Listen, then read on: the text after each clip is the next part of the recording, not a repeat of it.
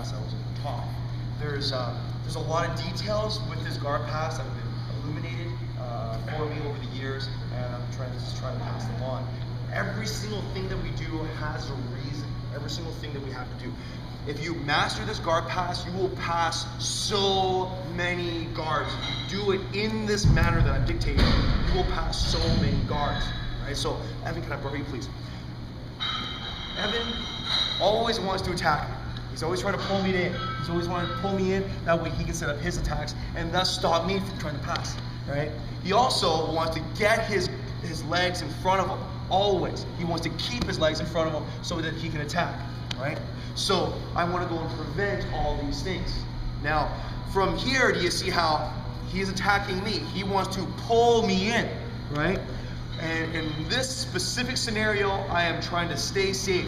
Universally, when we're doing martial arts, if you're attacking, you are going forward. If you're defending, you're backing up, you're creating space. Know how with Evan right now, he's pulling me in, but I am trying to create space. That is my objective, is to create space. From here, I am creating space between my hip and his hip, and now only once his guard is open, then you see how I am counter-attacking, I am coming forward. Does that make sense? Do you see how relax for a moment, thank you. You see how my shin here traps his hip? It is what my hand was doing a moment ago. You see how I need my hand to do what? Control his neck. But I still want control of his hip, so my shin does that. Know how close my shin is to his hip. You see how from here, not only do I have more direct control of his hip, but as well, Evan's smart, he wants to push away. If my shin is here, can you put both hands here? And see how he's able to push away, whether it was with one hand here and strips away, or with both hands. See how he's able to push. Why? Because his arms have distance in order to go and create that push. If I keep my knee really close to him, you see how it's really difficult for him to push. He just can't get his hands inside. He has no strength. His hands are too close to his torso. As well, the only direction he can really push is directly in front. And you see how strong my structure is as compared to his structure. Does that make sense? So this is the reason why I want the knee really, really close. This is tough for him to push away. Now, once I have his neck, guard passing is an attack, and in order for me to attack effectively in Jiu-Jitsu, I have to be heavy. Know how when I'm talking here, I'm light on Evan, but really, as I'm passing, I am squeezing his neck and I'm driving my weight forward, my shoulder into his shoulder. I am making it uncomfortable for him so that way he's not paying attention to his legs. Now, know how my elbow is capturing his leg. You can absolutely use your hand, but look how big his knee is. Do you see how strong it is? The bigger the joint, the more strength that I have.